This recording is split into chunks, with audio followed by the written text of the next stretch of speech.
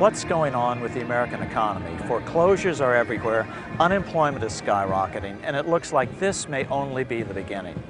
As a result, most Americans fear that our cherished basic freedoms and way of life are under direct attack as our standard of living sinks like a stone. But could it be that all these problems were foreseen 100 years ago by L. Frank Baum, the author of The Wonderful Wizard of Oz? Why is this just coming out? Because when the MGM movie The Wizard of Oz was made in 1939, significant changes were made from L. Frank Baum's original book version written 40 years earlier in 1899. In the book version of The Wizard of Oz, Dorothy's slippers are made of silver, as opposed to in the film version where Dorothy's slippers are made of ruby. You take away the silver slippers on the gold or yellow brick road, and all of the other symbolism tends to be lost. Now let's see what the experts say about our current problem, then look at our history so we can understand what L. Frank Baum was trying to say in his book, The Wonderful Wizard of Oz. Well, it's no secret to any American that we're living in very precarious times. Americans are being robbed blind, and they don't even know who's doing the robbing. I mean, we clearly are, in a bus and we're heading for the edge of a cliff. And there still is probably time to change course. The only problem is the people driving the bus don't realize that there's a cliff there yet. If the problem that's grinding the economy to a halt is too much debt, and if nobody in the government, in either party, is looking at solving the debt problem, then the answer is it's going to go into a depression as far as the eye can see. And so we're going to have a massive recession, or let's call it a depression, while the economy rebalances away from a service sector economy towards a good producing economy, away from a borrow and spend economy to a save and produce economy. That's what we need to do. We can't get from where we are to where we need to be without a severe depression. What can government do? The sad answer is, under our current monetary system, nothing. It's not going to get any better until the root cause of the problem is understood and addressed. There isn't enough stimulus money in the entire world to get us out of this hole. Why? Debt. The national debt is just like our consumer debt. It's the interest that's killing us. You must understand that every penny, every dollar we have in circulation is created as an interest-bearing debt. So what is the national debt? When government spends more than it collects in taxes, it has to borrow the difference by selling interest-bearing IOUs, such as U.S. bonds. When a U.S. bank buys a $100 U.S. bond, it gets to loan out 10 times that amount. So the bank not only gets back the $100 plus interest from the federal government, it gets to loan out another $1,000 it doesn't have and charge additional interest. Banks are allowed to create this extra money out of thin air. That's why bank buildings are the biggest in every town on the planet. This system of lending way more than you have is called fractional reserve lending. Almost all our money is created by banks, lending it to people, to companies, or to government. As we'll see, there is a better way for a government to get money. Simply issue it without debt for the benefit of all citizens equally. Abraham Lincoln did it, Ben Franklin did it, Jefferson wanted to do it. Honest Americans have fought against this bank-controlled debt money system throughout American history. But unless we change it soon, most of our freedoms will soon be lost in a tidal wave of debt. 75 years ago, an employee of the Atlanta Federal Reserve explained the importance of the debt money system and how it can strangle our economy. Someone has to borrow every dollar we have in circulation. If the banks create ample money, we are prosperous. If not, we starve. When one gets a complete grasp of the picture, the tragic absurdity of our hopeless position is incredible. It is the most important subject intelligent persons can investigate and reflect upon. Our government should never go into debt. It doesn't need to go into debt. A government can issue the money it needs. That's absolutely right. Under our current money system, the government has to borrow our money into existence, then pay interest on it. That's why they call it the national debt. All our money is created out of debt. Politicians who focus on reducing the national debt without trying to actually fix the underlying cause probably don't understand what the national debt really is. To reduce the national debt would be to reduce our money, and there's already not enough money for the average person. Why haven't we heard this before? Because most of the media and Congress are beholden to the big banks for loans. Yes, Congress still appropriates money, but where do they get it? Again, what they can't raise from taxes, they borrow from banks. In 2009, Congress will spend over $4 trillion, but they will have to borrow half of it. But on top of that, in 2008-2009, Congress bailed out the biggest banks by giving them nearly $1 trillion. The worst part is, we aren't just giving the money away, we're borrowing it to give it away. If we don't do something about the fact that we are now in a situation where the additional debt we're taking on is actually depressing GDP, we're going to have a major problem here in the very near future. You can't keep doing that forever. Sooner or later, the people that loan us that money are going to say, no, we're not going to loan you anymore. One of the things I think that's difficult to figure out from the political side of this thing, it's clear that they're making a lot of mistakes. And the question in my mind is, are these mistakes? Could people in Washington, you know, the highest officials of the land, really be ignorant about what they're doing? Because I can't look at what the politicians are doing in Washington. I can't look at that and say there's any hope of that working. And these guys have to face election. Now, when the next election rolls around, they're not going to be politically popular figures. There are going to be consequences for the politicians. So what makes them push the wrong buttons? The other day I heard a senator on TV say, the trouble with General Motors, they have too much debt. And so the solution is to give them another big loan. Well, you can't borrow yourself out of debt. General Motors can't, you and I can't, the federal government can't. Nobody can borrow themselves out of debt. No more than, like I said before, you cannot drink yourself sober. And that's what we're all trying to do. So it don't make any difference what kind of stimulus. And Obama, he had the right idea. We're going to build lots of new roads, but he's going to borrow the money. Well, how we can't even pay the debt now. I mean, we can't even pay the interest on it. Nobody's even talking about the debt problem as such. They're talking about the fact that, gee, the bankers aren't making enough money to live in the way that they're accustomed to. Until politicians begin to understand where the root of the problem lies, we're never going to fix this. But the good news is that the solution isn't new or radical. America used to do it long before L. Frank Baum wrote about it. Throughout American history, politicians have fought with big bankers over it. But this aspect of our history has now been erased from history books. I think we need to reconsider and rethink, perhaps, the very foundations of our economic and monetary system. The government, a government agency of some kind, should take charge of the money supply. But that's not the way it is now in Great Britain. No, not in any country. It's almost all over the world. The bulk of the money supply is now created by commercial banks as debt. If we were starting for people that were just at the start of the constitution of a society, and someone suggested, well, look, the best way of creating the money and putting it in is to combine it with the function of providing a competitive profit-making market for borrowing and lending, it would be regarded as idiotic. You want a new cause to embrace? You want to do something good for humanity? How about one simple reform that will fix most of the bad things in this world, like hunger, poverty, disease, and misery? This is the ultimate civil rights struggle, humankind's escape from serfdom.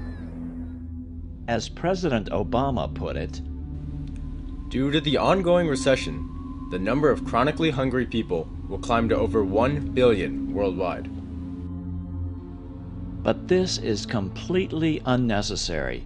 Yes, we could eliminate world hunger in a few years, but how? The solution is the secret that's been hidden from us for over 100 years, ever since the time when author L. Frank Baum wrote the wonderful Wizard of Oz. But before we show you what these symbols were, we've got to understand some history. Otherwise, the Wizard of Oz connection just won't make sense to you. So let's take a journey down the yellow brick road through monetary history. Our first stop will be Rome.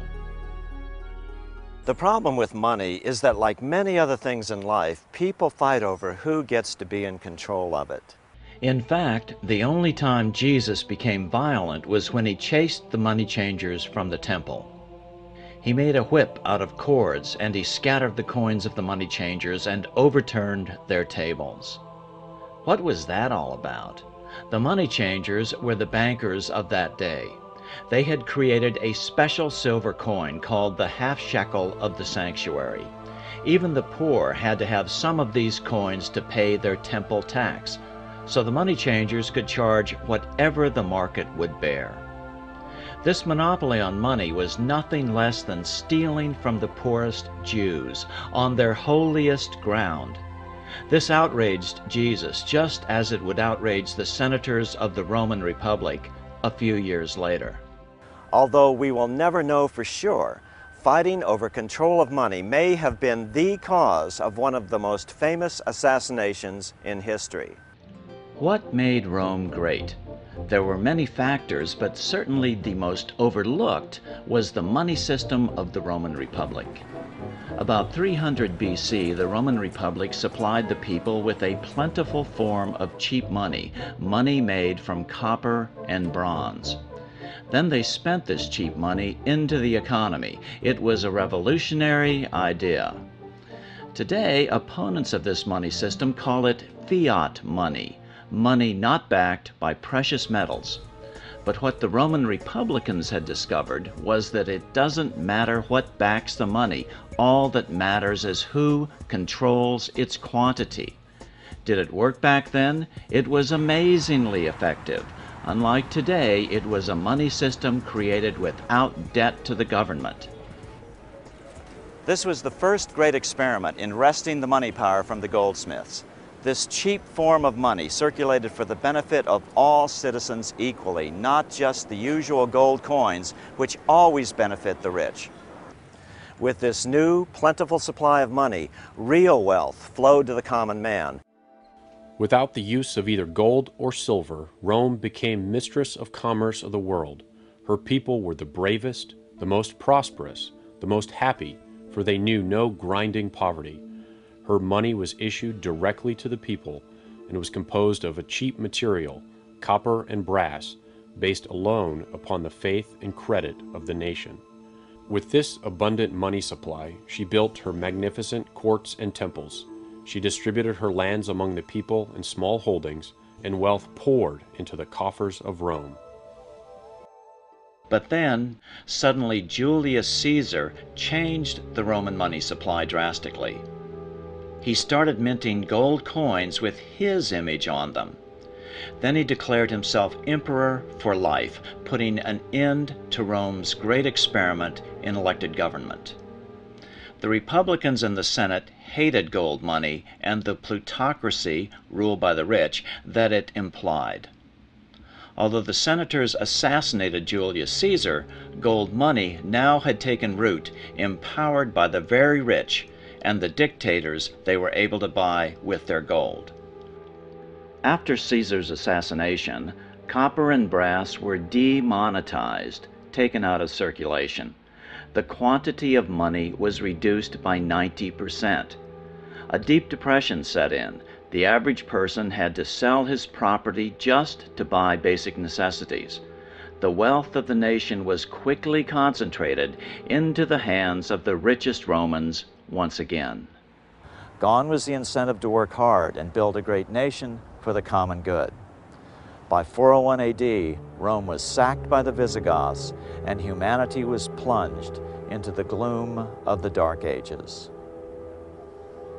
So, in Rome, we learned that with cheap government-issued money, the Roman Republic flourished, but under gold money, it perished. This controversy between cheap money and gold money continues throughout history and, as we'll see, is symbolized in part by the yellow brick road. Flash forward 7 centuries to 1100 AD in England.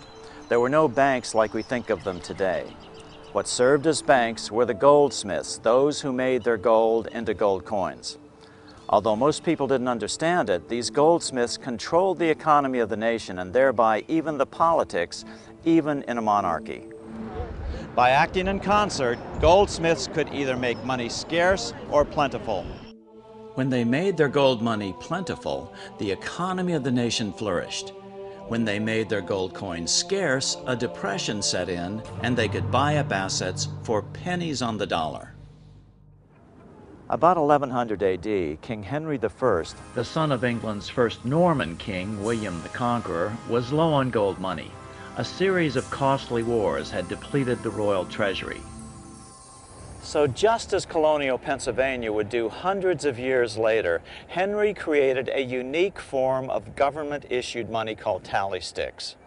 Tally sticks did not represent any quantity of gold or any other commodity. They were simply polished sticks of wood, issued by the king, which he declared to be good for the payment of taxes. That made tally sticks just as good as any other form of money. All right, here we are in the Bank of England Museum with curator John Keyworth, and I'm holding in my hand one of the oldest forms of British money. This is called a tally stick. This is actually a very rare example of a tally stick because it has the two halves of the tally stick. The idea with the tally stick was that you cut notches in a piece of wood. Usually it was hazel, and these notches were of a prescribed size dimension. Yeah, and if you look at this one, you can see it's got 1,000-pound notches. So there's 6 notches times 1,000 pounds each. Is that the way it is? That's exactly so it. That's a 6,000-pound tally stick. Pounds. This side is called the stock. This was kept by the person who made the loan, or paid the money in. I see. And this is the foil. And so the foil would be spent into existence, and the idea was this splitting the stick down the middle was to prevent counterfeiting, because of course a stick splits uniquely down the middle. Because when the debt was repaid, the two pieces were put together, and if they didn't tally, something was awry. The longer half of a tally stick was called the stock, the root word for stocks and bonds or stockholders. For centuries, the supporters of gold-backed money have belittled tally sticks as an unimportant form of fiat money, one not backed by gold or silver.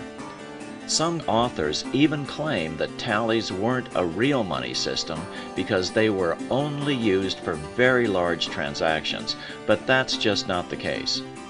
And was this the common size of tally sticks? In the Middle Ages, the average size was reckoned to be the length from the tip of his thumb to the tip of his forefinger, quite short. Because if you think of it in terms of this is 6,000 pounds. That means it's a huge, huge sum of money. So the wider the spacing, the larger the larger the amount. But it was a prescribed distance. It was an inch, and I think half an inch for hundreds and a quarter of an inch for tens. And then it became little lines drawn across with a saw. So it is clear that tally sticks were used for smaller denominations too, and worked well as an effective debt-free money system for 726 years. Without the crushing weight of debt-based money, England flourished into the greatest power on earth for many centuries. At their peak, it has been estimated that 95% of English money was in the form of tally sticks. Compare that to today, where the only debt-free government-issued money is in the form of coin, about 3% of the money supply in the UK and far less in the US. After democratizing the money power of the nation with tally sticks, King Henry then began decentralizing political power as well. King Henry granted something called the Charter of Liberties, voluntarily stating what his powers were under law. Before that, kings had assumed unlimited power. This was followed in 1215 by the Magna Carta, the basis of the U.S. Constitution. A new class began to develop, the merchant class. Trade routes grew, and new towns sprang up along them. This mercantile class needed stability, and so they supported the king, his strong central government, and the rule of law. In 1265, the first parliamentary elections were held. Government by the people in England was born. As money poured into the middle class, the small business persons of the day, feudalism began to break down, and the English Renaissance was born. By the 1600s, serfdom in England was legally banned. Humanity, at least in England, was finally set free. Literature flourished. Now there was money to support artistic endeavors like the plays of William Shakespeare. The nation was at ease due to a debt-free money. Although life in the Middle Ages was certainly not easy by today's standards, once tally sticks were killed and the nation became indebted to bankers, it got worse. After 600 years, the money changers were finally able to begin to reassert their control over English money when they convinced the Parliament to create the Bank of England. This put the banking community back in control of manipulating the quantity of English money. Now England had to borrow its money supply from banks and pay interest on it, instead of the government simply issuing its own money without such debt. So in England we learned that simple sticks of wood broke the monopoly of gold money. This debt-free money lasted for 7 centuries and allowed a small island nation to rule the waves and freedom to root deeply in the new middle class. With the goldsmiths back in control, England was now financing its wars with this bank loan money. Just 75 years later, England's war debts consumed 75% of its budget. 3/4 of British taxes were spent just on paying the interest on its war bonds. As a result, England needed to squeeze more and more money from all her colonies to pay the interest on this new growing debt. America was no exception. Pre-revolutionary America was still relatively poor. There was a severe shortage of precious metal coins to trade for goods, so the early colonists were increasingly forced to experiment with printing their own homegrown paper money. This paper money was called colonial scrip. Colonial scrip was a dangerous concept for bankers. It broke the colonies free of the privately owned central bank system, where money had to be created by banks and then loaned to governments. As Franklin put it, In the colonies, we issue our own money. It is called colonial scrip. We control its purchasing power, and we have no interest to pay to no one. in 1764, the British Parliament passed the Currency Act. Again, it ordered all Americans to pay their taxes in gold or silver coin. To Ben Franklin, this return to a gold money system was the basic cause for the American Revolution. The colonies would gladly have borne the little tax on tea and other matters, had it not been that England took away from the colonies their money, which created unemployment and dissatisfaction. Americans were mad and did everything they could to get around Britain's gold money system. In 1765, Parliament passed the Stamp Act, requiring that certain printed materials had to have a stamp placed on them indicating that a tax had been paid and paid in gold. This is what drove America to open revolt. Do you understand what that means? Without gold, you could literally buy or sell nothing. Why? Because the British had successfully forced the colonies to pay for everything using only a precious commodity, gold. This is the very definition of the word plutocracy, rule by the rich. These people that deal with gold and silver only have never spent 1 minute of actually trying to figure out how it worked in history, how it would work in real life, and the only way they can support their gold theories is they just treat it as religion and said, we don't have to understand it, we just know that that's God's money and it'll work, and that's not true. By the outbreak of the Revolution in April 1775, the colonies started printing a new form of paper money to finance the war. It was called continental currency because, unlike colonial scrip, it was the first issued by the new central government. Continentals worked great at first, But then the British started counterfeiting it massively, sending it to America literally by the bale. By the end of the war, the currency was virtually worthless. As George Washington lamented, a wagon load of money will scarcely purchase a wagon load of provisions. Earlier, colonial scrip had worked because just enough was issued to facilitate trade and counterfeiting was minimal. In other words, the quantity was controlled by the government that issued it. Gold bugs today try to claim that because paper money didn't work during the Revolutionary War, it shouldn't be used today. But keep in mind, it doesn't matter what backs your money. All that matters is who controls its quantity. Will it be your elected officials, or will it be some unelectable banker?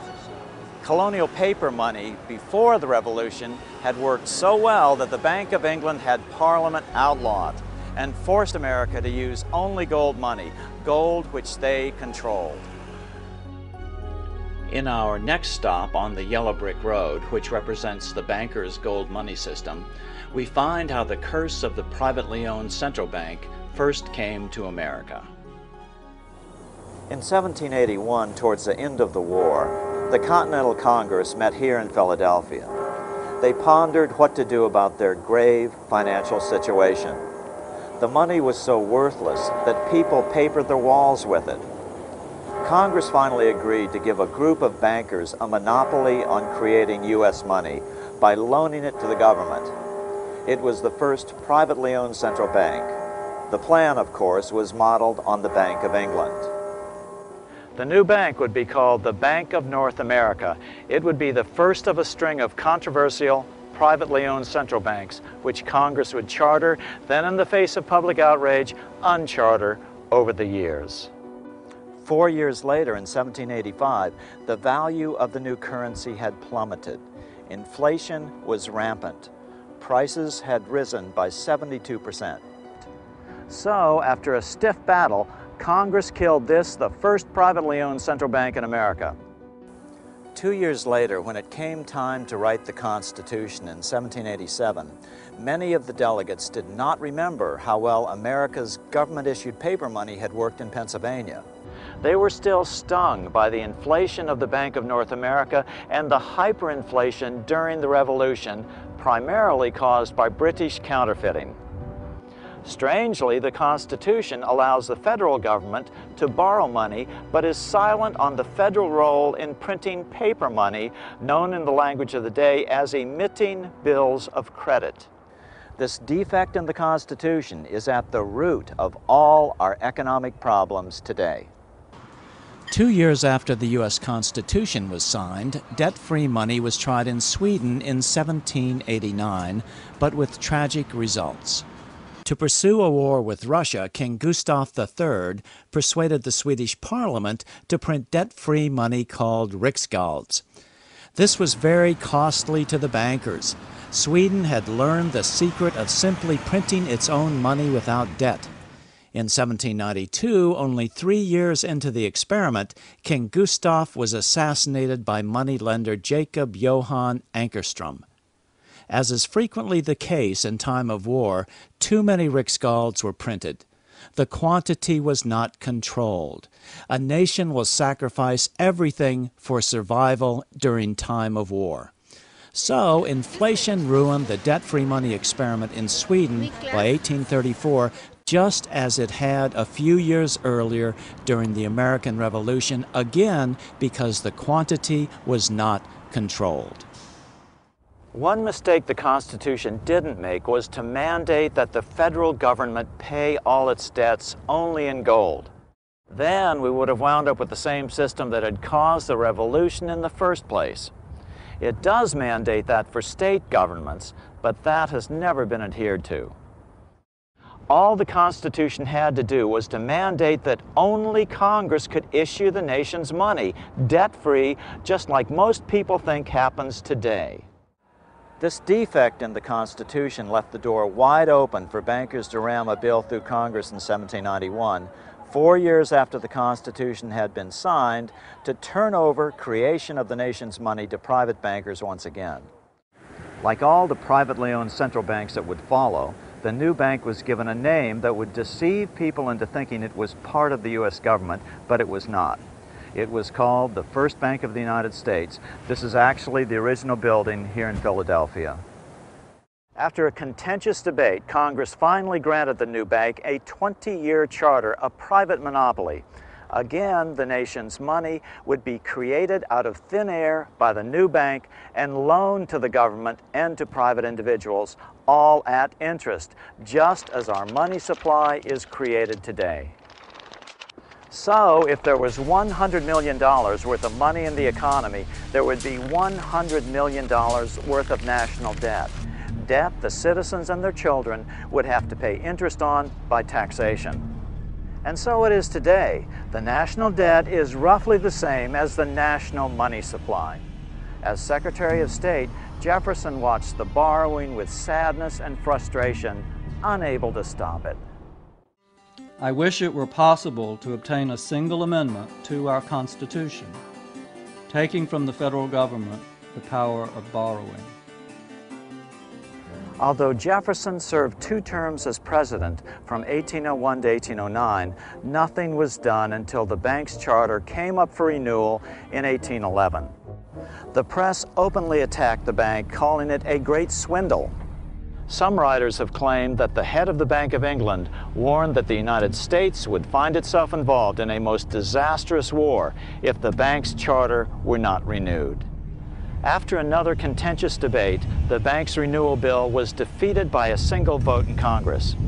Within 5 months, the War of 1812 was on. In 1813, Jefferson wrote to his son-in-law, John Epps, Although we have so foolishly allowed the power of issuing our own debt-free money to be filched from us by private individuals, I think we may recover it.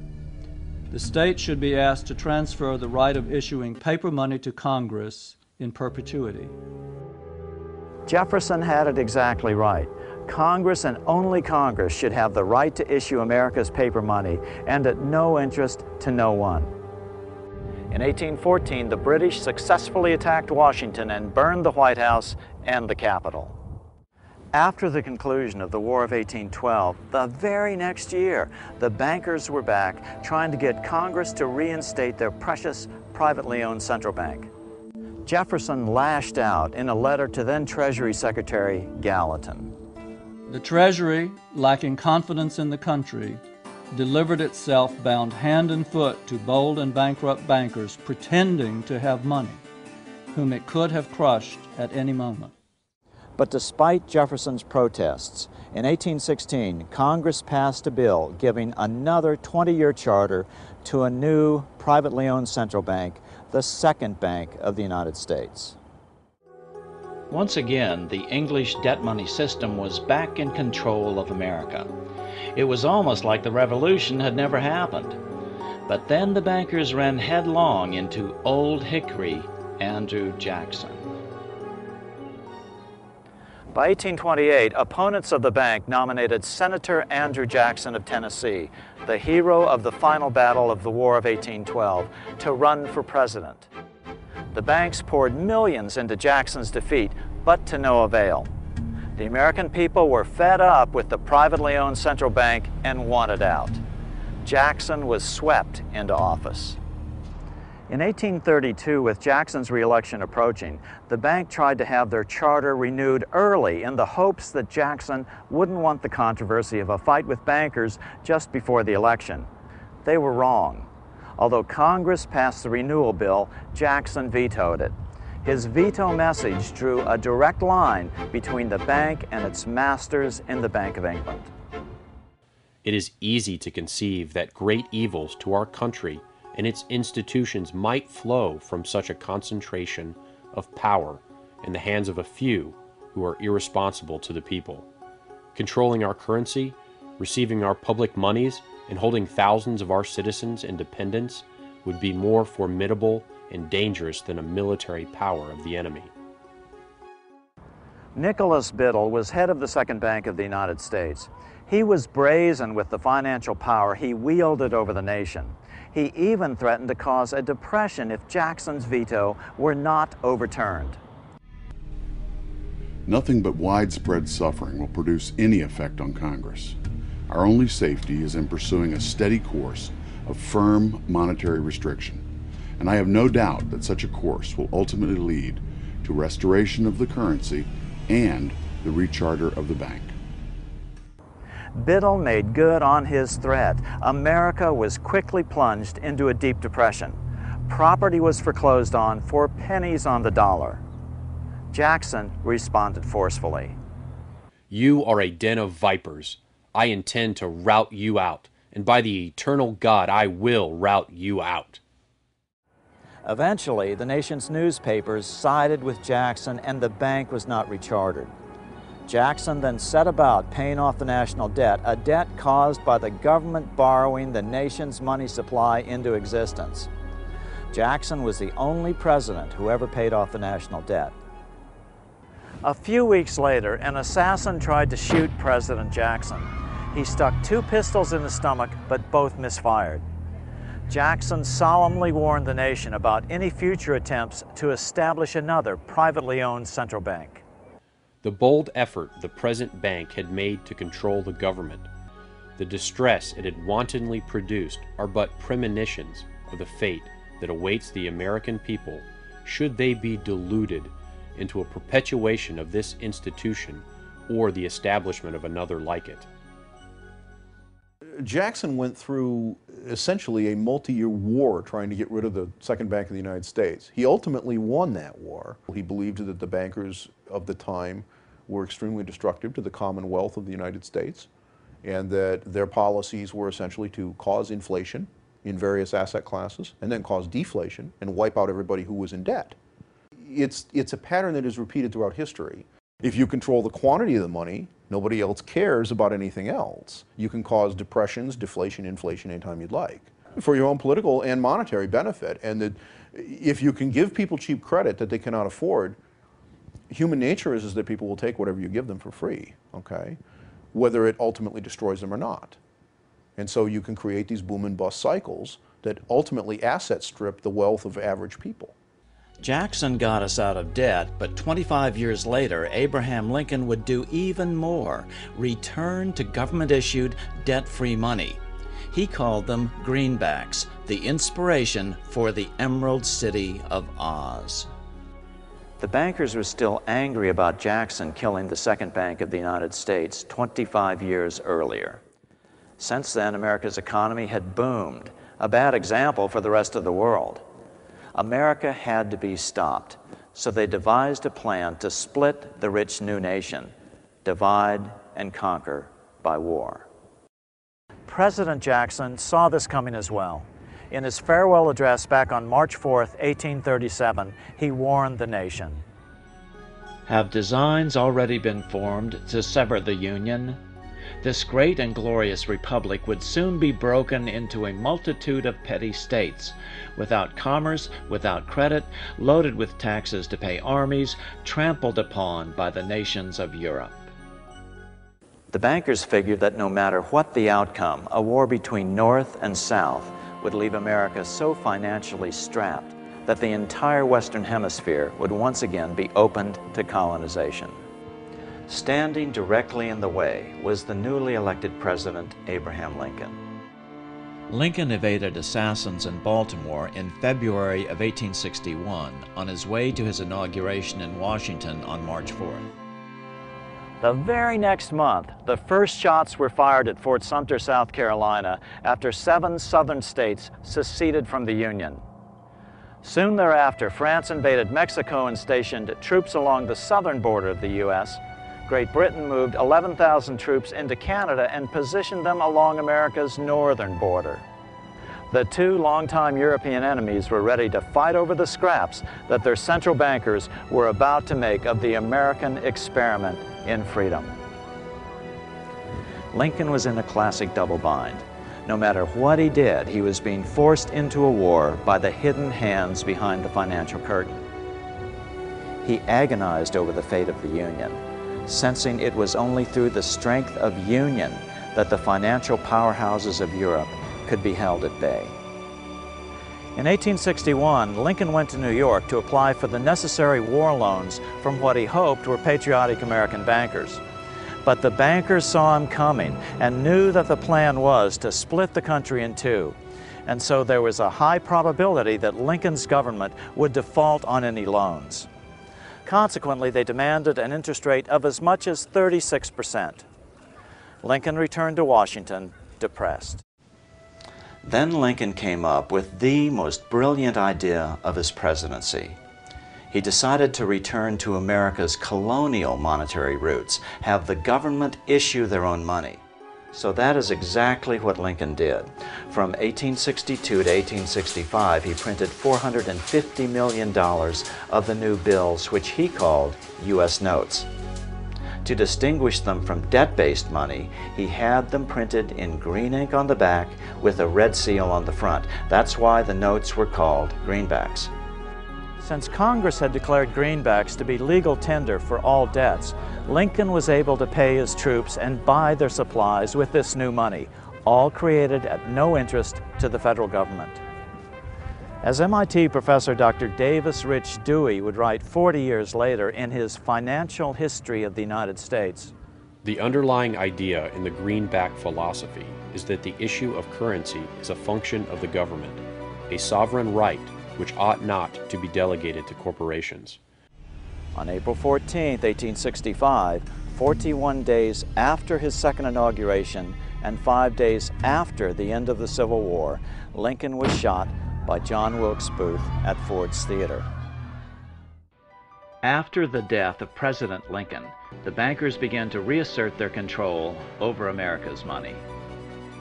This was no easy task. Lincoln's greenbacks, just like Rome's plentiful debt-free coins and England's debt-free tally sticks, were generally popular, and their existence had let the genie out of the bottle. The public was becoming accustomed to debt-free money. Popular songs sang the greenbacks' praises.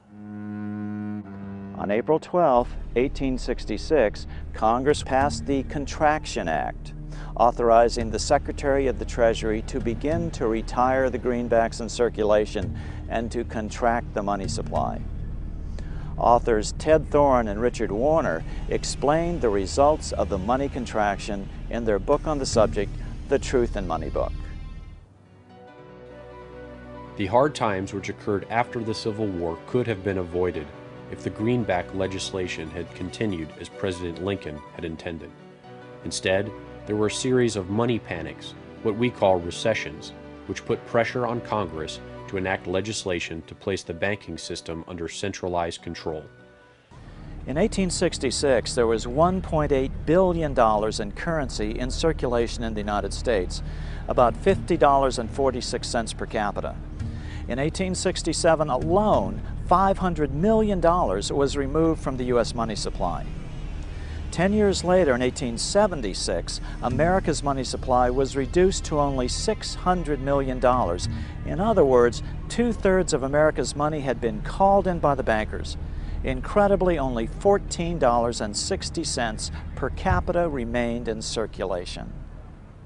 What's so important about how money was withdrawn from the U.S. money supply? Because this is the real cause of depressions, deliberate manipulations of the money supply by big bankers to get what they want politically. The very thing King Henry was trying to put a stop to when he created tally sticks in 1100 AD. 10 years later, the money supply had been further reduced to only $400 million, even though the population had boomed. The result was that only $6.67 per capita remained in circulation, an 84% decline in just 20 years. The people suffered terribly in a protracted, severe depression. Now let's put these percentage figures into perspective. On January 28, 2009, the world's business and government leaders met in Davos, Switzerland at the annual World Economic Forum, which they optimistically titled Shaping the Post-Crisis World, as though someone had already fixed the problem. According to Reuters, the world's largest news service, the world's money supply had nearly been cut in half in the previous 15 months. 40% of the world's wealth was destroyed in the last 5 quarters. It is an almost incomprehensible number. And how does that compare to the Great Depression of the 1930s? According to Nobel Prize-winning economist Milton Friedman, the Depression was caused by the Fed refusing to halt a deflation of 33% of the nation's money between 1929 and 1933. The drastic decline in the stock of money and the occurrence of a banking panic of unprecedented severity did not reflect the absence of power on the part of the Federal Reserve System to prevent them. In retrospect, the contraction could almost certainly have been prevented and the stock of money kept from declining or, indeed, increased to any desired extent. In other words, by January of 2009, the world's money supply had been contracted more than that which caused the Great Depression in America in the 1930s. Some believe the economic crisis that began in 2008 is still being completely manipulated by the big banks, but it is more likely that their debt money system has finally spiraled out of even their control. In 2008 and 2009, nations poured unprecedented money into the system to prevent its collapse. At the very least, unprecedented inflation will surely follow. After Lincoln's death, the big bankers began returning America to the yellow brick road of financial serfdom. But first, they had to get rid of the silver slippers. But the bankers were not done bringing post-Civil War America to its knees. They wanted to take all silver money out of the system and make only gold be money. The Bank of England wanted America's money in their control, and what better way to achieve that than mandating a gold-only money system? The next year, Congress passed the Coinage Act of 1873, and the minting of silver dollars abruptly stopped. Newspapers derided the act as the crime of '73. Everybody knew about it. The average American hated it. Demonetizing silver made money even more scarce. It put the bankers, who were the primary holders of gold, in even greater control of America. It's been a puzzle to a lot of economic historians, this obsession with keeping the amount of currency so strictly limited. It didn't seem to comport with the expanding economy of the time. You have this rapidly expanding economy. You have immigration that in part's fueling it. You have westward expansion. You have new industries, new technologies, and yet you have a restricted money supply, which makes it increasingly difficult for people to engage in consumption and purchases and other types of economic activity. By 1873, L. Frank Baum was just 17 years old, but he was already publishing a local newspaper in his hometown of Chittenango, New York. By 1877, the nation was in an uproar over the hated crime of '73. Riots broke out from Pittsburgh to Chicago. The torches of starving vandals lit up the sky. The bankers huddled to decide on their next move. They decided to hang tough. At the 1877 meeting of the American Bankers Association, the ABA, they urged their membership to do everything in their power to put down the notion of a return to greenbacks. The ABA Secretary, James Buell, authored a letter to the members that blatantly called on the banks to subvert not only Congress, but the press. It is advisable to do all in your power to sustain such prominent daily and weekly newspapers, especially the agricultural and religious press, as will oppose the greenback issue of paper money, to repeal the act creating banknotes, or to restore to circulation the government issue of money, will be to provide the people with money and will therefore seriously affect our individual profits as bankers and lenders. See your congressman at once and engage him to support our interest that we may control legislation. Political parties advocating a return to greenback money sprang up and ran candidates for Congress and president. In the 1878 elections, 21 independents were swept into Congress, mostly greenbackers. 2 years later, in 1880, the American people elected General James Garfield president. Garfield understood how the economy was being manipulated. As a congressman, he had been chairman of the Appropriations Committee and was a member of the Banking and Currency Committee. Garfield understood the ability of the very wealthy to manipulate gold money. He investigated the cause of the Black Friday gold market scandal of 1869, when financier Jay Gould and others cornered the gold market, causing wild fluctuations in the price. This is a photograph of the actual quote board from the New York gold trading room, which Garfield introduced as evidence during a congressional investigation the following year. This is Garfield's handwriting. After his inauguration, he slammed the money changers publicly in 1881. Whoever controls the volume of money in any country is absolute master of all industry and commerce. And when you realize that the entire system is very easily controlled, one way or another, by a few powerful men at the top, you will not have to be told how periods of inflation and depression originate.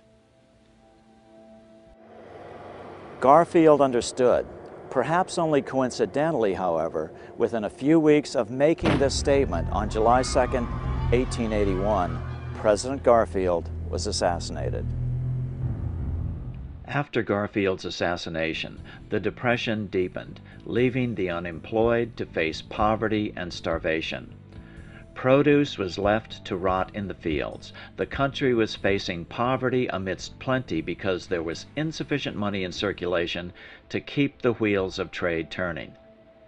The country sorely needed the sort of liquidity urged by Lincoln and the Greenbackers, but the bankers insisted that allowing the government to print its own money would be dangerously inflationary. That was their argument, but critics called it humbuggery. The big bankers finally had complete control of the money supply again by killing off the last competitor to their yellow brick road. Now they had to hold on against the rising anger of the average American.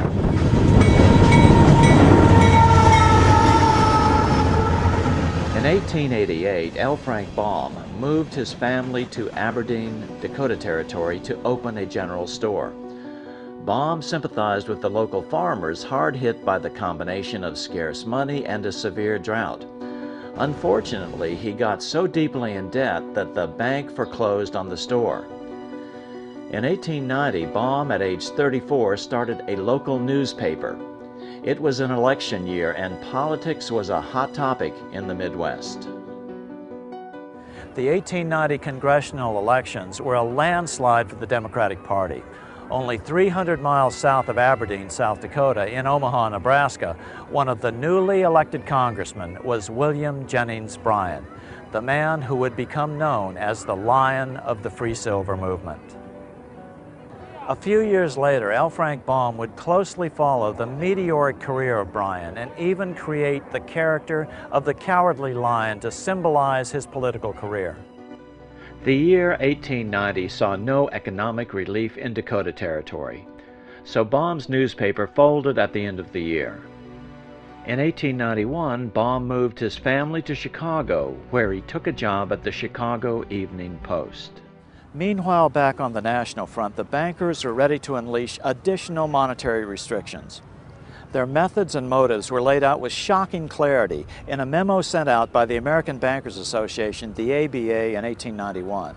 Notice that this memo called for bankers to create a depression on a certain date 3 years in the future.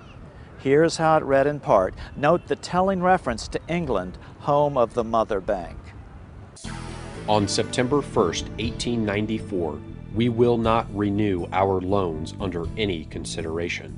On September 1st, we will demand our money. We will foreclose and become mortgagees in possession. We can take 2/3 of the farms west of the Mississippi and thousands of them east of the Mississippi as well at our own price.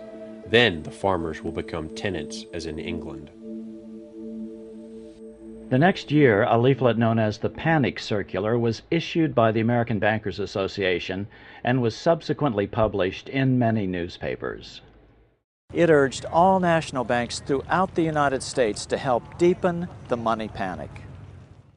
Silver, silver certificates, and treasury bonds, that is to say all the government's money, must be retired, and interest-bearing national banknotes made the only money. You will at once retire 1/3 of your circulation, your paper money, and call in 1/2 of your loans. Be careful to make a monetary emergency among your patrons, especially among influential businessmen. The future of our debt-based money system depends upon immediate action, as there is an increasing sentiment in favor of government legal tender notes and silver coinage. The Depression actually began in 1893 with what historians now call the Panic of 1893. It all started when European investors demanded payment only in gold, draining gold reserves in the U.S. Again, America was being forced by the Europeans onto a gold-only money system. The results were as inevitable as before. A deep depression quickly set in as the major holders of gold in Europe choked the life out of the American economy. In total, over 15,000 companies and 500 banks failed, most of them in the West. Unemployment skyrocketed 600%, up to over 18% nationwide by 1894. With the winter of 1894 coming on, untold thousands of farms were foreclosed on. As a result, many families had to walk away from recently built homes. It's said that the image of the vacant Victorian haunted house originated from this era. These depressions could be controlled fairly easily with America on the gold standard, and the banks own most of the gold. Since gold is scarce, it is one of the easiest commodities to manipulate. People wanted silver money legalized again so they could escape the stranglehold the money changers had on gold-backed money. People wanted silver money reinstated, reversing Mr. Said's Act of 1873, by then called the Crime of '73.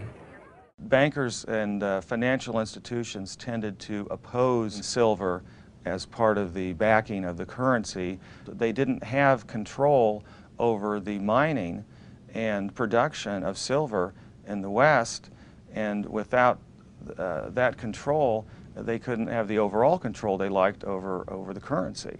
Most monetary reform advocates today argue that the solution to our current economic woes is a return to a gold standard. This would require that our money be backed by a certain percentage of gold.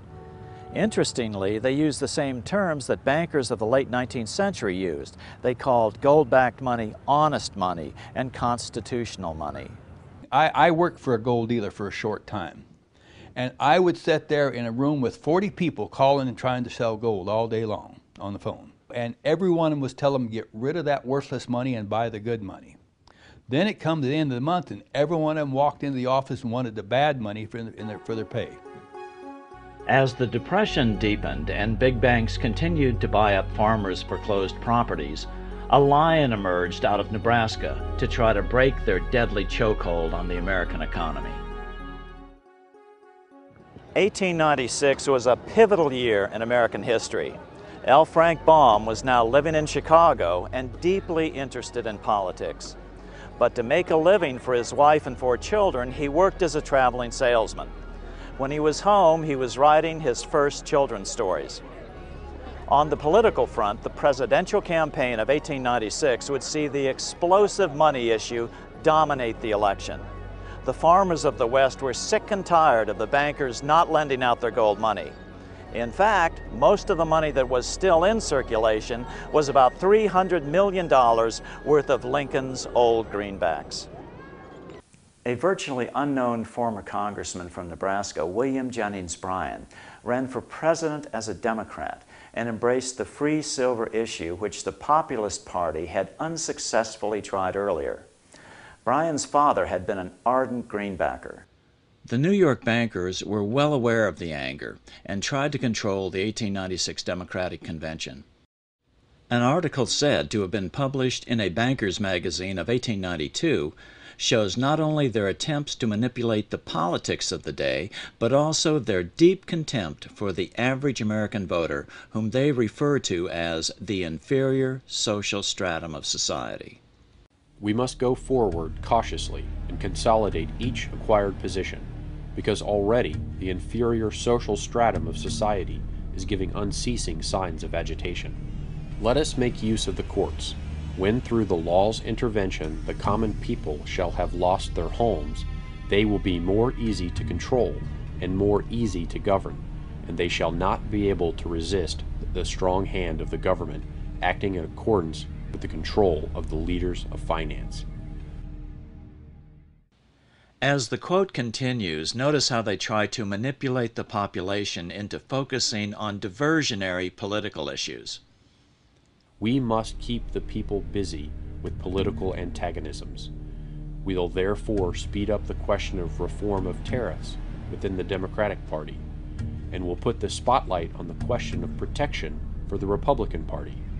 By dividing the electorate this way, we'll be able to have them spend their energies at struggling amongst themselves on questions that for us have no importance whatsoever. Now let's return to the 1896 Democratic Convention. The issues were remarkably similar. William Jennings Bryan represented the embodiment of all the Democrats' wrath against the gold money system. At the Democratic National Convention in Chicago in 1896, Bryan made an emotional speech entitled Crown of Thorns and Cross of Gold.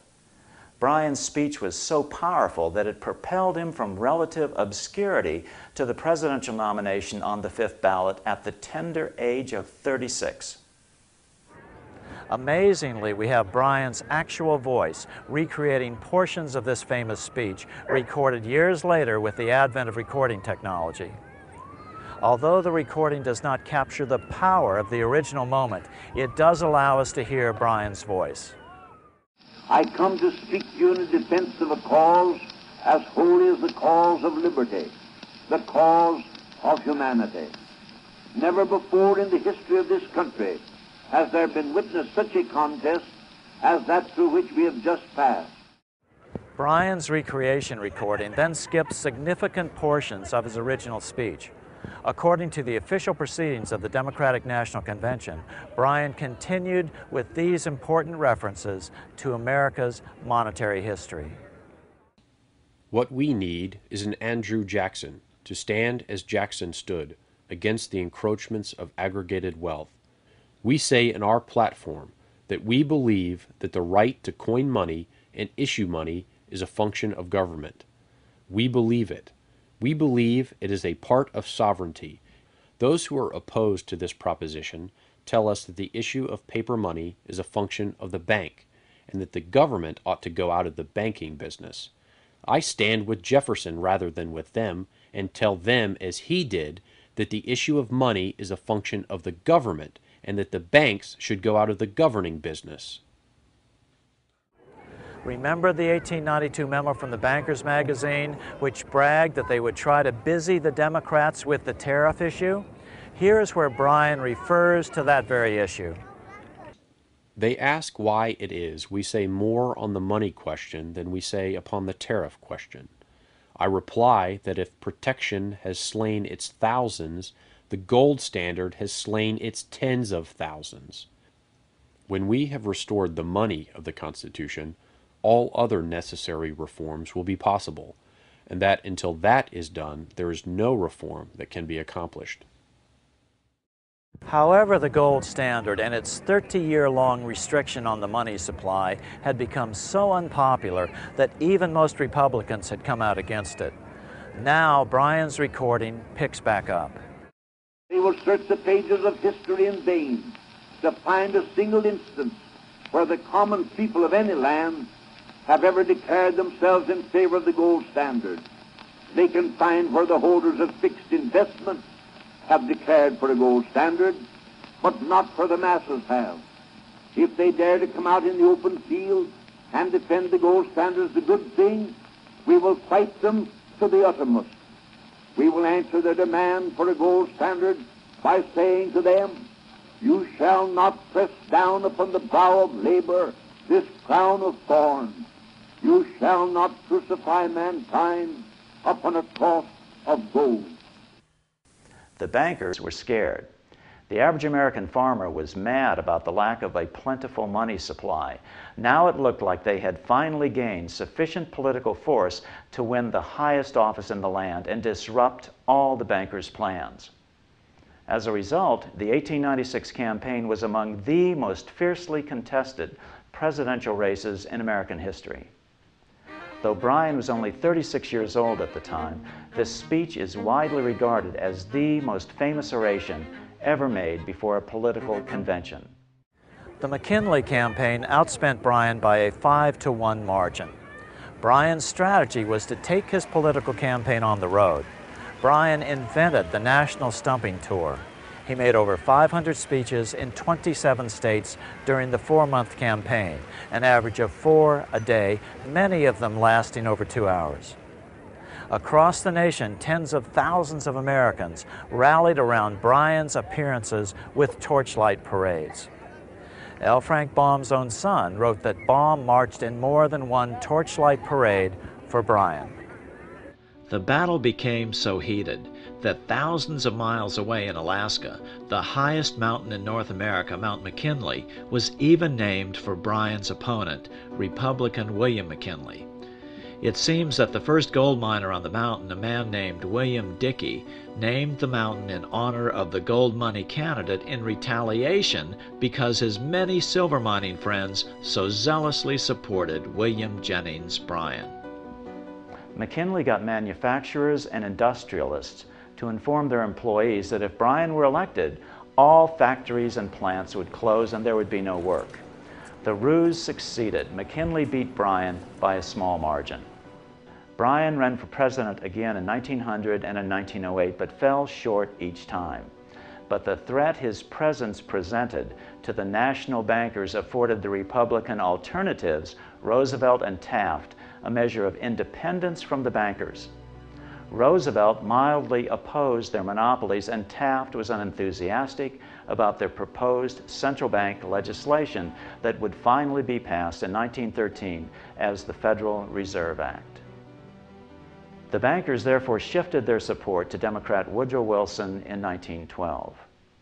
Although William Jennings Bryan never gained the presidency, his efforts delayed the money changers for 20 years from attaining their next goal, a new, privately owned central bank for America, the Federal Reserve.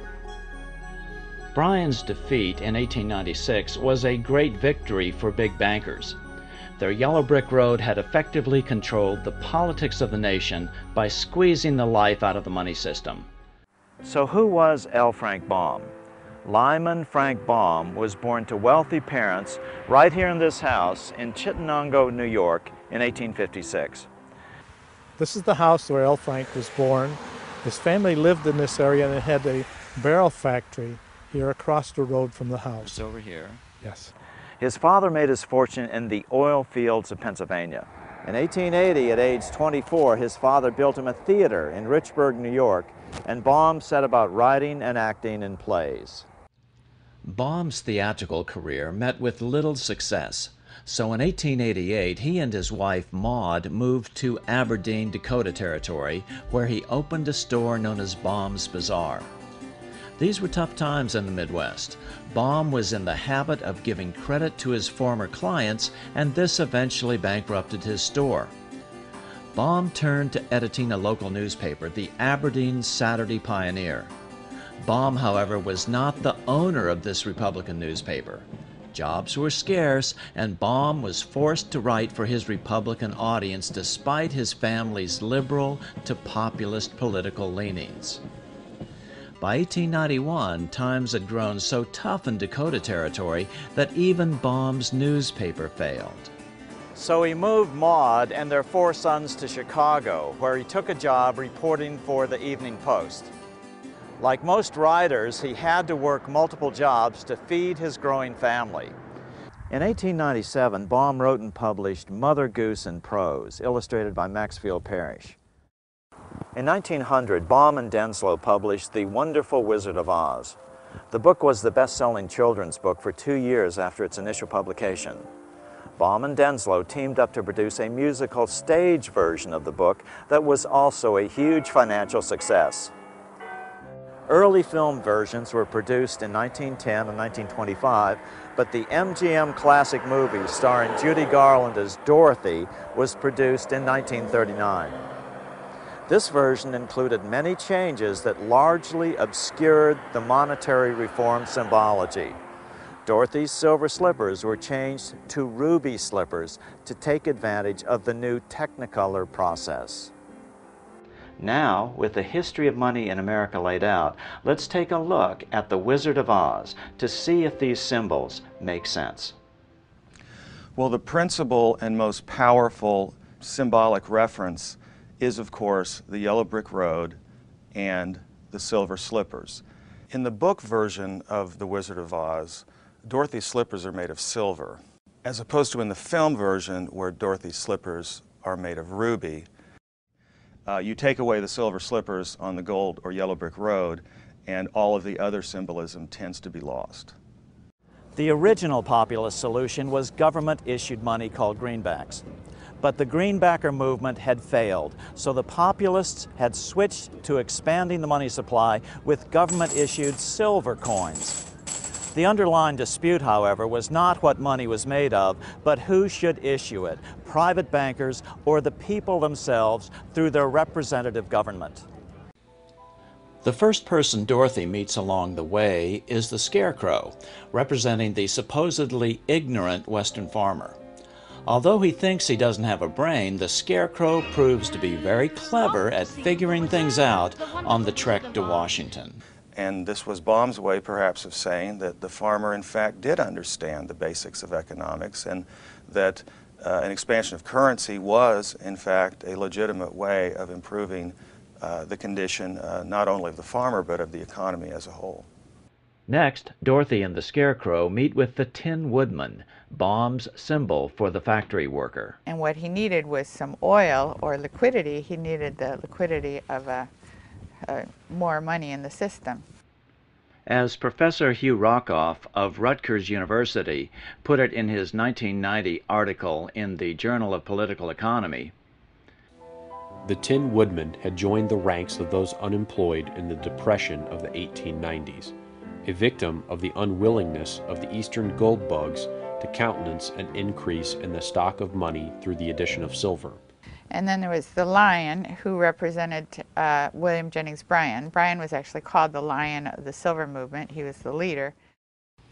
Bryan was considered a coward because after his loss in 1896, he backed away from the Free Silver movement. According to Professor Rockoff, the last character to join the group is the Cowardly Lion. This is Bryan himself. The sequence is not accidental.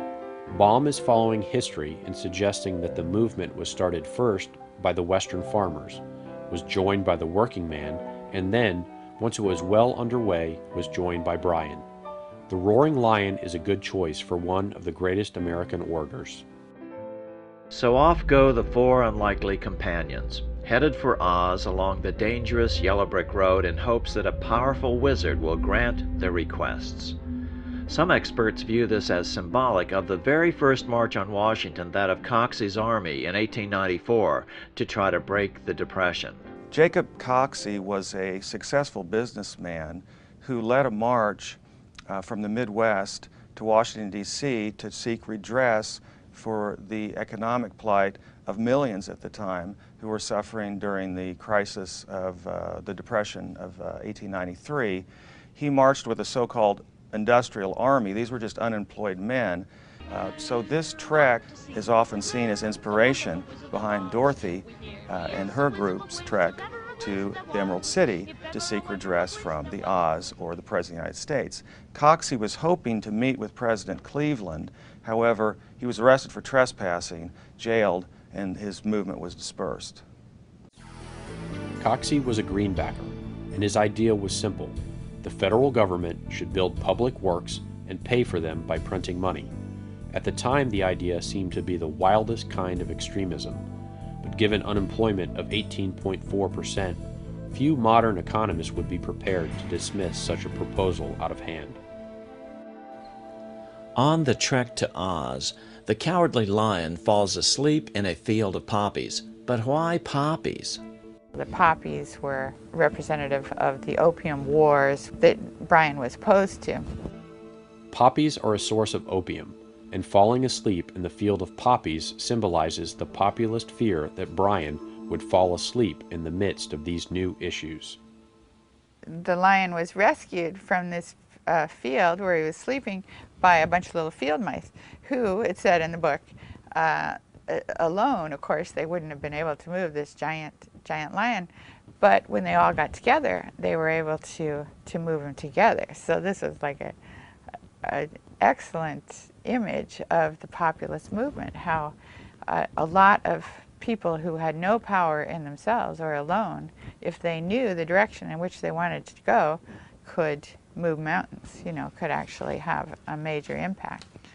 There's a great deal of symbolism in the book that was lost in the movie, that there's just so much of it that there's no way that it couldn't have been reflective of this monetary reform movement. And some of it is just very pointed, like it couldn't mean anything else. For instance, there's one passage when they get to Oz and she's shown to her room in the palace, she goes through 7 passages and up 3 flights of stairs. Well, it just means nothing unless it means the crime of 73, which to all populists meant that statute which had revoked the ability of the people to bring their own silver to the mint. It is not surprising that the layout of the Emerald Palace should reflect the numbers 7 and 3. The crime of 73 was a crucial event in populist monetary history. The 2 wicked witches were the East and the West. The 2 banking powers at that time were Rockefeller and Morgan. And J.P. Morgan headed the Wall Street bankers in New York and ultimately got his funding from Europe. The Wicked Witch of the West could represent the Rockefeller interest. Based in Cleveland, based in the Midwest, Rockefeller was dominant in the West and Morgan was dominant in the East. So when Dorothy first lands in her house and kills the witch, she gets the slippers, which are the power, actually the power of the witch. They're no use to you. Give them back to me. Give them back. Keep tight inside of them. Their magic must be very powerful, or she wouldn't want them so badly. So the power of the witch is the power to create money.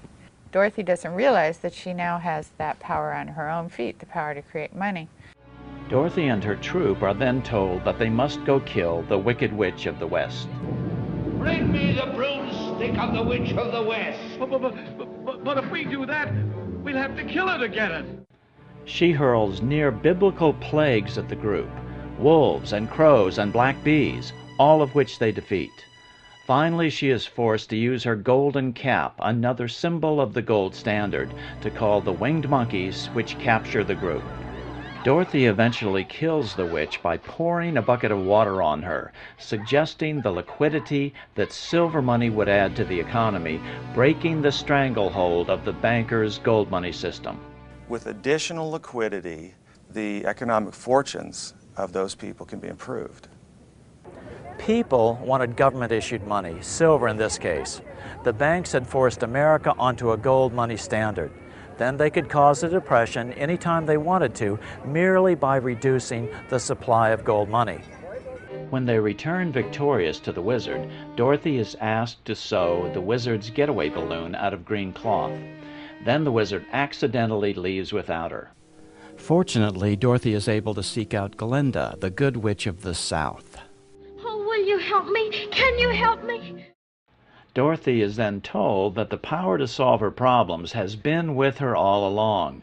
She only needs to click the heels of her silver shoes together 3 times.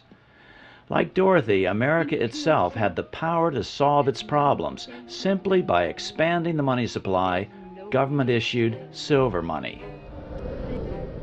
When Dorothy finally gets back to Auntie Em and Uncle Henry in Kansas, she finds that the silver shoes have fallen off her feet, just as the silver issue was vanishing in the late 1890s. And Baum was right. The silver cause would become a distant memory once the United States became firmly committed to the gold standard with the passage of the Gold Standard Act in 1900. The same year, The Wonderful Wizard of Oz was published. L. Frank Baum never admitted embedding the symbols of monetary reform in The Wizard of Oz. Consequently, some fans vehemently deny that there is any connection. However, the period immediately after the book's release may offer some helpful clues regarding his motives. References to current affairs appear in a number of Baum's later works. In 1901, Baum worked on a comic opera entitled The Octopus or the Title Trust. This was while he was still trying to break away from writing any additional Oz books. However, the public pressure became too great as The Wizard of Oz continued to grow in popularity. Eventually, Baum appeared to lose all interest in politics as he became wealthy from having written what would become the most popular children's story in history.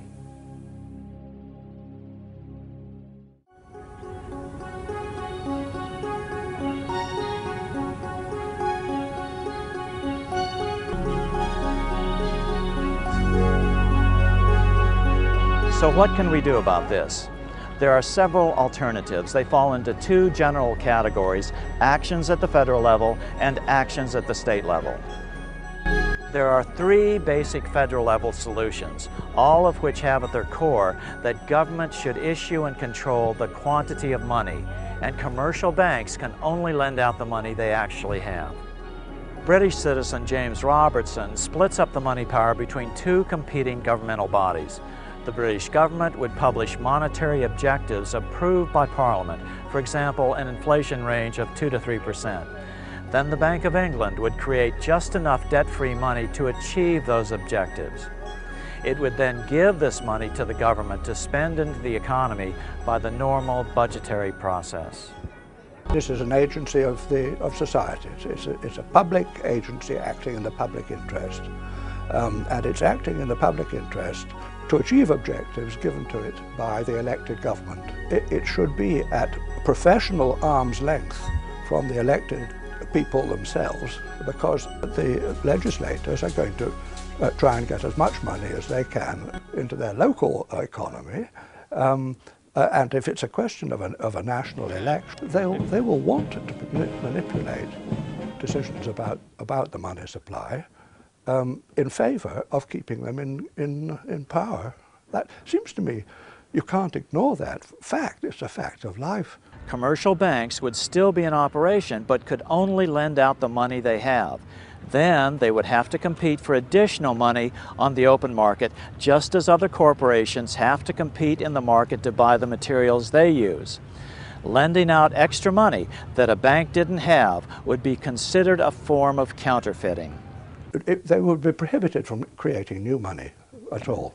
And they would be competing, absolutely competing without subsidy, as they have now, competing with other banks to provide a better deal. Right. And what this would do, it would make the banks truly competitive, which they're certainly not at the moment. They're about the only huge industry that is subsidized to the level that they are. And also, a competitive market for borrowing and lending would encourage new entrants to come in, much more than they can get in now, when the existing licensed banks are so highly subsidized by the permission that they are given to create new money. Right. In other words, banks could only lend money they actually had. Absolutely. And I think that's the situation that the Central Monetary Authority should be in. It should create the money debt-free, and it should give it to the government to spend into circulation. In Ellen Brown's solution, the government would create all the money debt-free.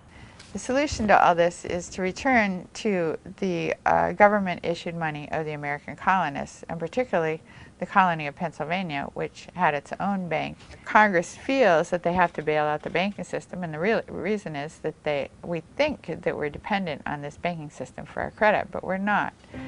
Like Dorothy and all the characters in The Wizard of Oz, we have the power to create our own money. The government's mentality in general seems to be, we'll do what we have to do and we'll worry about paying for it later. But what you could do is pay for it now. In other words, you don't have to pay for it later. You don't have to pay for it with debt. You can just pay for it with money. In the Money Masters solution, the government creates all the money in the form of debt-free U.S. notes or their electronic equivalents, and then spends that money into existence through the normal budgetary process. Existing money is of course replaced one for one with the new debt-free money. The national debt is paid off with this new money as well, but to prevent inflation, reserve requirements are gradually raised on the commercial banks, requiring them to maintain 100% reserves. In other words, banks could then only loan out money they actually have. I think that the solution is what I call $1 of capital, which is simply that you have to have $1 of capital against every unsecured asset you lend against. So if you're going to loan against a credit card, you have to have $1 of capital for every dollar that's outstanding in balance. If you're going to write loans against houses or against cars, you can write all the loans you want against the value of that asset, whatever that is. And as long as you do that, there's never a banking safety and soundness issue. Solutions at the state level will be easier to achieve initially before reform at the federal level is politically possible. An interesting fact is you don't have to have a federal charter to create a bank. States can charter banks as well. All it takes is a bill passed by the state legislature. Many states already allow state-chartered banks. The state then deposits all their funds into their new bank and can then utilize the fractional reserve principle to their advantage by making loans to themselves for roads, bridges, etc. at no interest.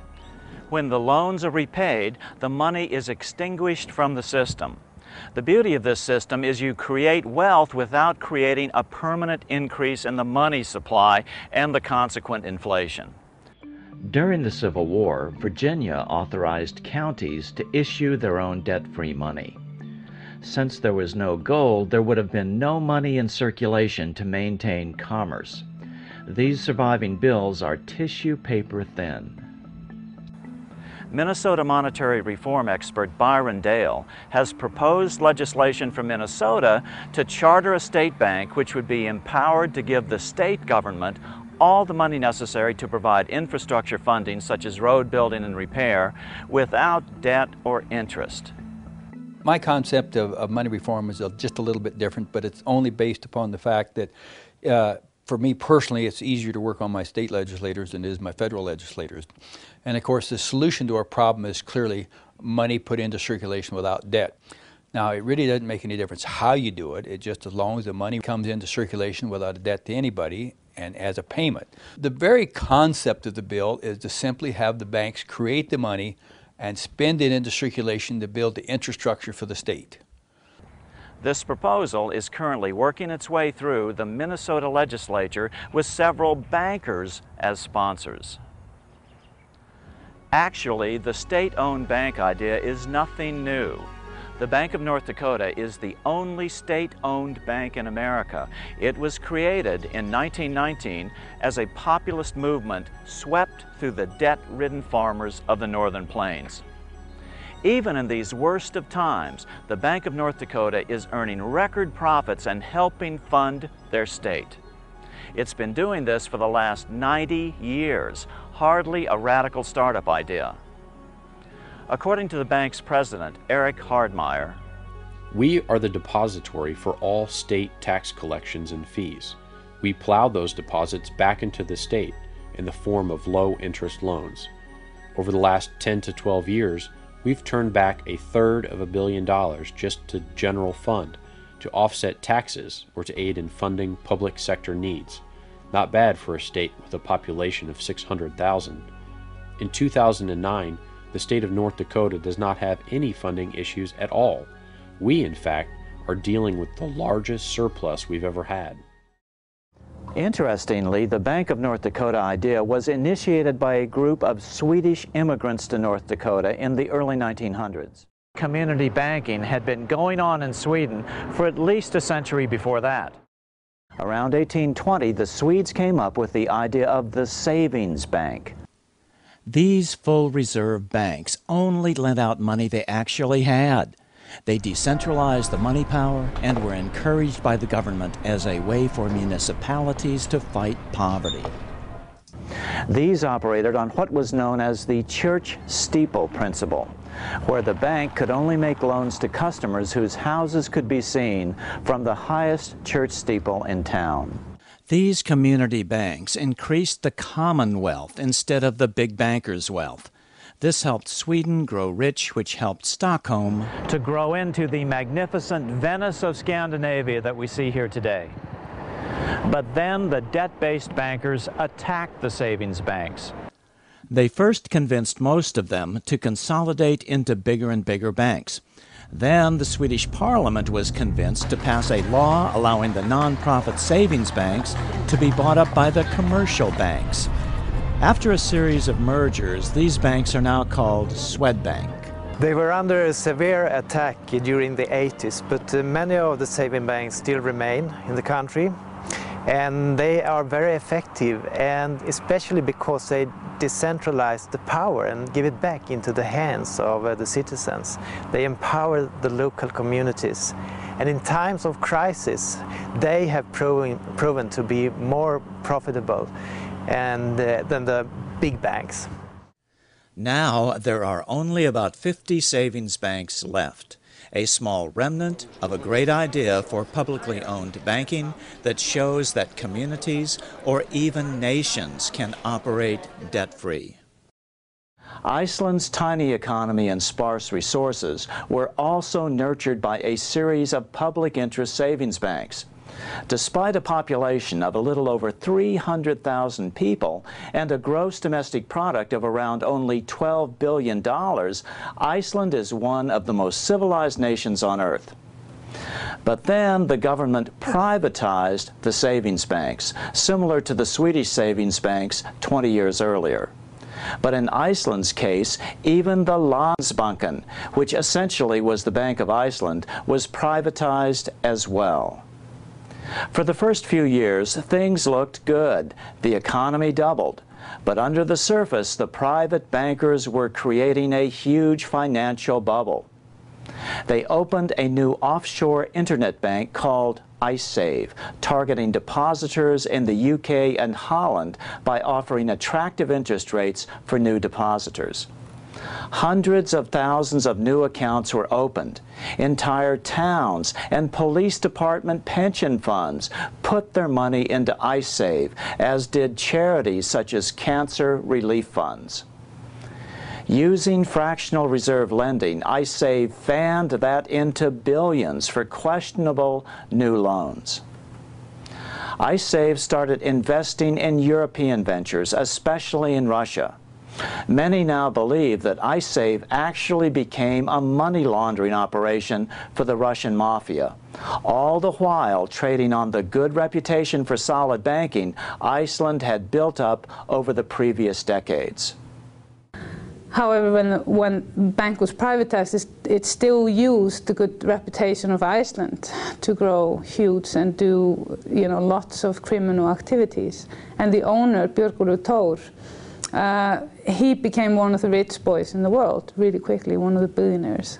I've seen documents linking him to the Russian mafia and his father. One oligarch that fled to the UK confirmed that Iceland was used as a money laundering machine for the Russian mafia. When the crash came in 2008, the big Icelandic banks quickly failed. In the 5 years' time they were privatized before the collapse, they actually grew 10 times the Icelandic GDP. And when it collapsed, you can imagine how huge the collapse was, because they collapsed onto the shoulders of the nation or the taxpayers. The Icelandic parliament at first poured enormous amounts of taxpayer money into them to try to save them, but they still failed. Then the government bailed out all the Icelandic depositors, but the IceSave accounts were not in Iceland and were never insured by the Icelandic government, and so they were not bailed out. However, in the face of tremendous political pressure at home, the British and Dutch governments bailed out the IceSave accounts of their citizens and then tried to make Iceland pay for it at terms that have decimated Iceland's fragile economy. The income tax of more than half of the nation, just the interest of this particular loan. Then you have other loans, then you know we would have gotten from, in 2007, being the most developed nation in the world, into a nation spending all its GDP just paying interest of foreign loans. Inflation shot up. Icelanders soon discovered that even the principal on their home mortgage loans was indexed to inflation. Many Icelanders saw the principal on their home mortgages double and their payments triple.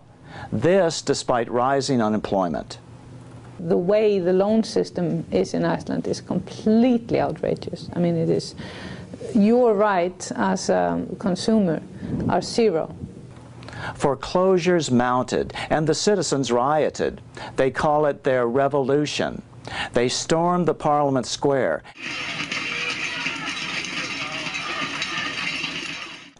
The president was forced to call for a referendum. 93% of the people voted not to bail out the bankers. The Brits aren't exactly a shining light here about how to handle international relations. No, it's one of the worst conducted, most absurd things I've seen in a long time, really. I mean, it is obvious that the Icelandics cannot afford to pay this money back. What we've just seen is a first anti-bailout tax revolt here. Now the ruling party is trying to convince Iceland to join the European Union to be eligible for loans to save its economy. The people, however, seem unconvinced that more and more debt is the solution. Iceland now seems determined to take back their money power and not take on more national debt. What I want to implement here is a healthy banking system where you don't have fractional reserve, you don't have high interest, the bank should not serve as mafia outlets. It should be something that is important for the communities. Over 70% of Iceland now opposes joining the EU, and some are now supporting proposals for cities to start up savings banks based on the Bank of North Dakota model to provide local credit and stop the rising wave of housing foreclosures. We're not part of EU yet. They are trying to put us in it with 70% of Icelanders don't want to join the EU, but the Social Democrats are in power and that is their sole mission, to get Iceland into the EU. Iceland is proud of its democratic heritage. Iceland is the home of the oldest parliament in Europe, having met annually for over 1,000 years.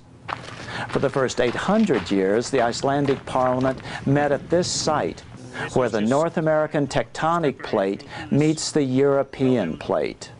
Called Þingvellir, Icelanders consider this a holy site where elected government was born.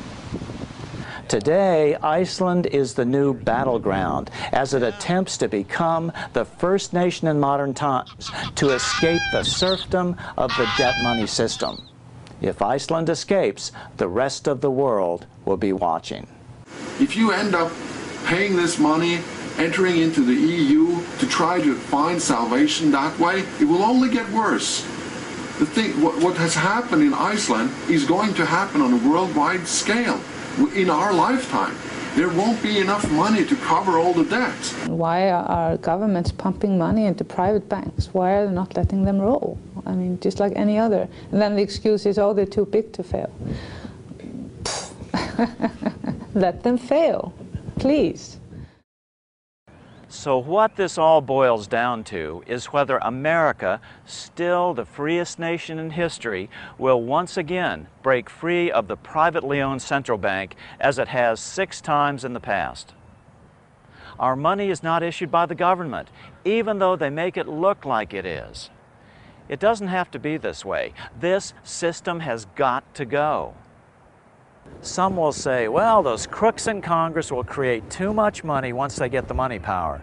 But Congress now creates all the money at once. It just creates it as debt, which never gets paid back, and which we, the people, have to continually pay interest on.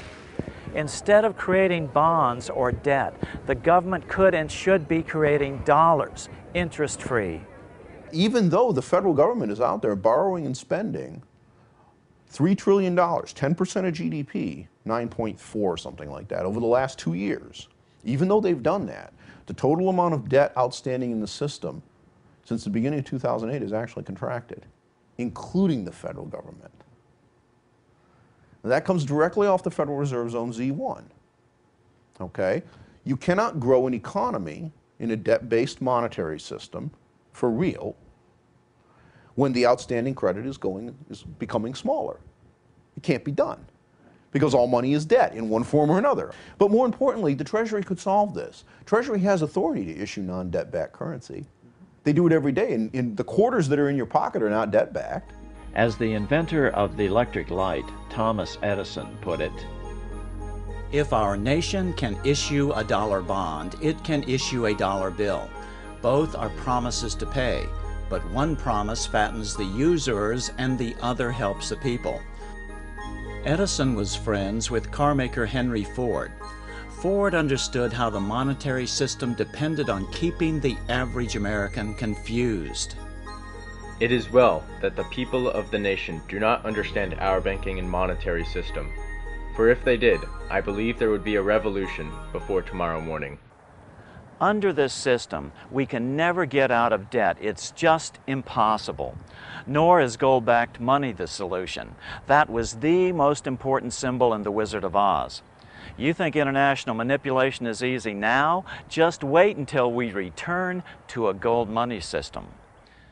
As Thomas Edison told the New York Times, "Gold and money are separate things. Gold is the trick mechanism by which you can control money. That is the root of all evil."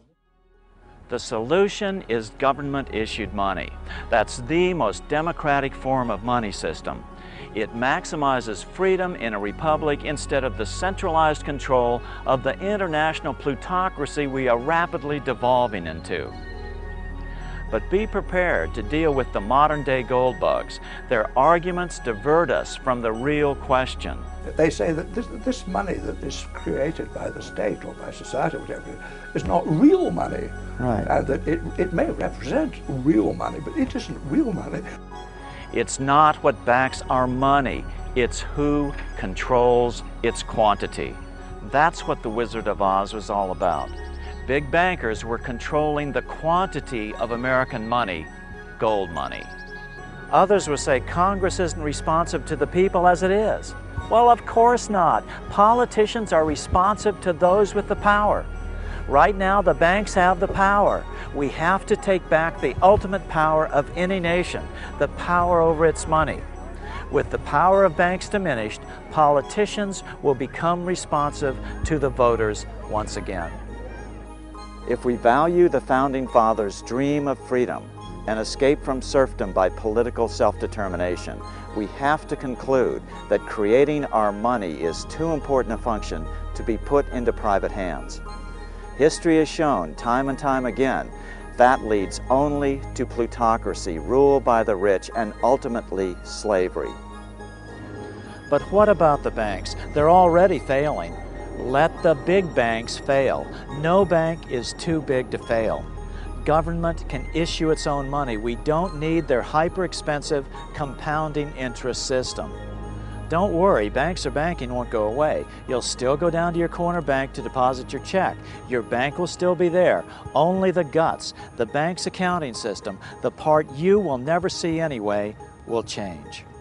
At the moment, most of our means of exchange is these electronic digits, which will jump from one bank account to another as we do our business and so on. So there's this cloud of numbers moving about in the economy, which is our means of exchange. Now, where do they come from? They all come into existence when somebody, somewhere, takes out a loan. Every pound circulating, I'm not talking about physical cash in your pocket, I'm talking about the electronic digits, has been borrowed by somebody in the past. So the overall effect of that is that society as a whole, that's us, is actually paying interest to the issuers of these digits for their existence. So the lending and the issuance are stuck together at the moment I think that's what we want to change. We want to separate that. Put the issuance in the hands of a public body, which will issue the whole of our currency debt-free in the public interest, by the people, for the people, etc. Thereafter, we can lend it to each other, borrow it from each other in the normal way.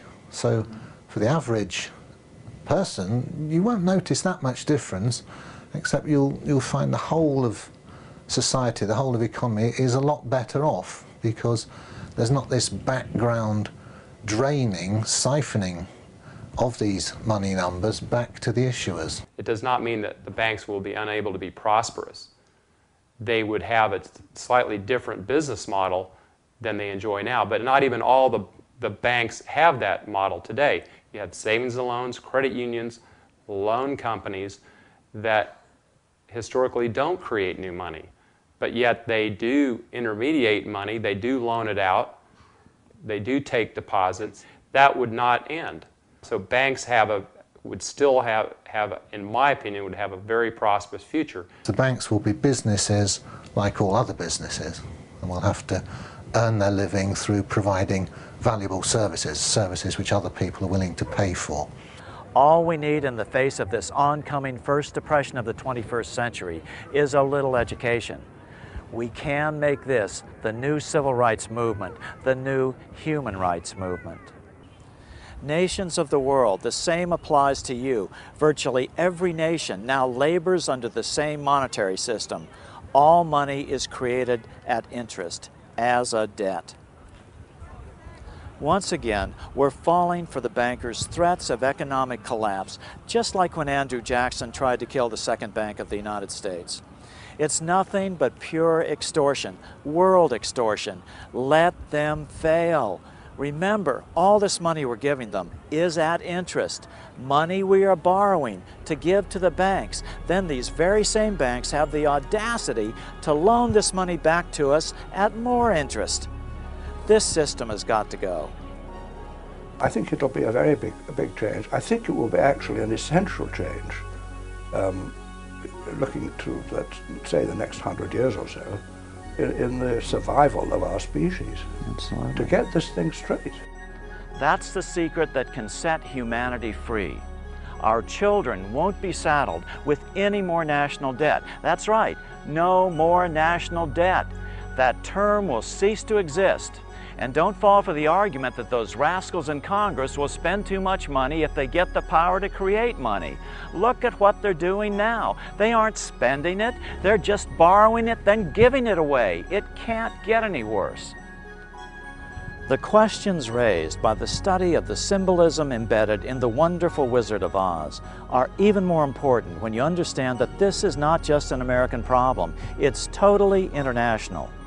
This privately owned money system is worldwide and is literally the primary cause of most of the world's hunger, poverty, misery, and disease. After William Jennings Bryan's loss in 1896, their cause started weakening. Their ship started to sink. In 1900, L. Frank Baum's wonderful Wizard of Oz was like a desperate flare fired into the night of history, hoping that someone across the centuries would notice, would pay attention to the greatest issue of their era and ultimately ours, humankind's escape from the debt money system.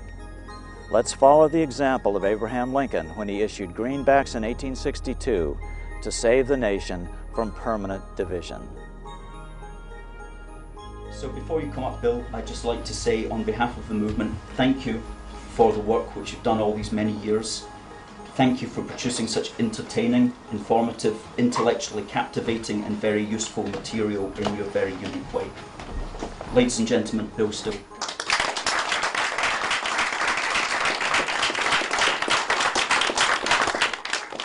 The global economy continues to crash. Unemployment continues to spiral upwards.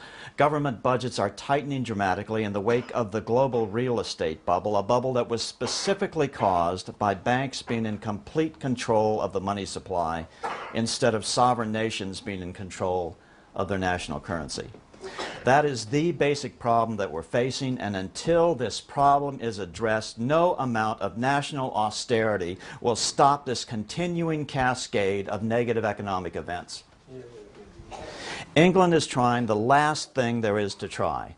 That's to dramatically cut government spending. They call it austerity. But to those of us in this room, we are all acutely aware that this austerity is not going to work. So it's our obligation to be able to say why this is not working and offer a reasonable solution, and we call that solution monetary reform. Monetary reform rests on two great inviolable pillars to me. The first one is that government borrowing must be forbidden. The second one is that banks must stop lending money they do not have. On the first one, the money power, the power to create the national money, is the most important power of a sovereign nation. In fact, it is the very definition of sovereignty. Nations do not have to borrow. Nations can create. The problem is that when a nation borrows from a bank, as Proverbs tells us, the borrower becomes servant to the lender. That is not sovereignty. So what is the result? The nation becomes addicted to the loans, and the banks then have power over it. So you no longer have a sovereign democracy. You have rule by banks. Political science has coined a term for this. It's called plutocracy. This is our primary problem with the economy of every nation today. They have allowed the national debt system to predominate. I say, no more national debt. Let's use the U.S. example today. Mr. Obama has stimulated the economy with about $2 trillion. But here's the problem. He's borrowed the money. So he's borrowed the money mostly from the big banks with interest attached. And then what has he done? He's simply turned around and given this money, given it back to the banks, supposedly to lend to us. What kind of a system is this? It's insane. You couldn't design a worse possible system. Banks must stop lending money they do not have. This, as we all know, is called the fractional reserve lending system. It allows banks not to lend out twice as much money, not 3 times as much money, but 10 to 12 times as much money if they follow the rules. And as we know, with the results of the 2008 debacle, here, at least in the United States, that the big banks were leveraged 50 and 52 to 1. Freddie and Fannie were leveraged 72 to 1. Goldman Sachs was leveraged 333 to 1. And then just about 6 months ago, Mr. Obama gets on TV and says, you know, I think we should just eliminate the reserve requirement altogether. So 333 to 1 is not enough. Only infinity will do. If you or I did this, we would be charged with fraud and/or counterfeiting. This fractional reserve system allows the banks to consolidate the wealth of the nation, and that, combined with the national debt, allows them to use that leverage to control the politics of the nation. So this is a two-pronged problem. When the wealthiest private citizens have control over the money supply, then the government is no longer sovereign. It is no longer the supreme power of the land and can no longer operate in the public interest. Government determined by the citizenry and directed by their elected representatives is still all that stands between us and serfdom. Rule by the rich. In today's world, the democratic aspects of government have been significantly eroded entirely and completely because government has lost these two great pillars of truth. They are borrowing from bankers. They have lost control over the quantity of the national money. Those are the two pillars. This is why we know that no amount of austerity or further government borrowing can possibly fix this problem. This week in England, I met with some wonderful younger folks, you saw one of them just now, who have latched on to these essential truths, both formally within the monetary reform community and last night, up-and-coming students at the London School of Economics. These young, inquiring minds realize that old ways aren't working, that something is very wrong. They can't get jobs the way their parents could just a generation earlier. They are now propelled through both self-interest as well as the normal idealism of young adults to start looking outside the box of their traditional training for something that will work. This is a great force. This is wonderfully encouraging. Now more than ever before, I am convinced that our reforms are inevitable and in the relatively near future. The truth of the manipulation of our money supply can no longer be hidden. These fresh young faces will supply sufficient youthful energy to finally break humanity free of the enslaving shackles of the debt money system. That's all. Any questions?